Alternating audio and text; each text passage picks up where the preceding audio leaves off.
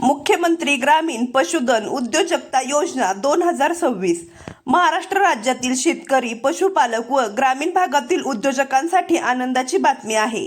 राज्य शासनाच्या माध्यमातून पशुसंवर्धन विभागामार्फत मुख्यमंत्री ग्रामीण पशुधन उद्योजकता विकास अभियान 2026 ही नाविन्यपूर्ण योजना राबवली जाते। या योजनेच्या माध्यमातून शेतकऱ्यांना पशुपालन व्यवसाय सुरू करण्यासाठी अनुदान व आर्थिक सहाय्य देण्यात येणार आहे। सदर योजना म्हणजे काय? ही योजना ग्रामीण भागातील शेतकरी त्याचबरोबर पशुपालकांना स्वयंपूर्ण बनवण्यासाठी सुरू करण्यात आलेली आहे। पशुधनावर आधारित उद्योग उभारून शेतकऱ्यांचे उत्पन्न वाढावे हा या योजनेचा मुख्य उद्देश आहे।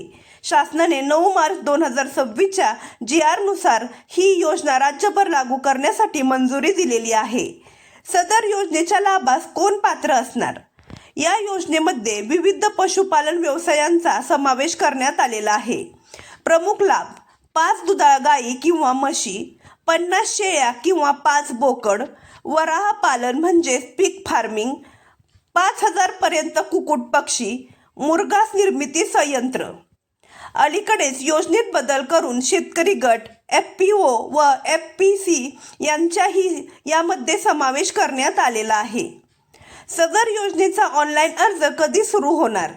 या योजनेची अर्ज प्रक्रिया ही 1 मे 2026 पासून महाडीबीटी या पोर्टलवरती ऑनलाईन पद्धतीने राबवली जाणार आहे। त्यामुळे अर्ज सुरू होण्याच्या अगोदर सर्व कागदपत्रे तयार ठेवणे गरजेचे आहे।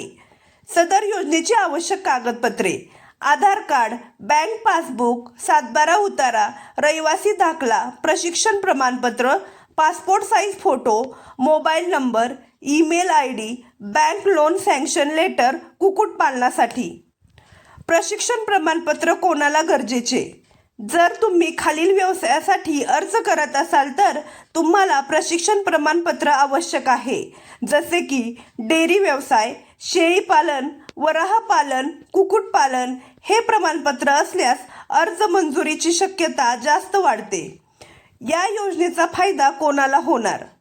या योजनेचा फायदा विशेषतः खालील लाभार्थ्यांसाठी उपयुक्त आहे: शेतकरी, पशुपालक, बेरोजगार ग्रामीण युवक, महिला बचत गट व FPO किंवा FPC गट।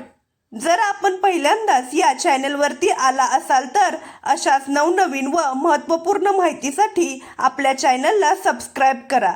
चला तर मग भेटूया पुढच्या व्हिडिओमध्ये। धन्यवाद।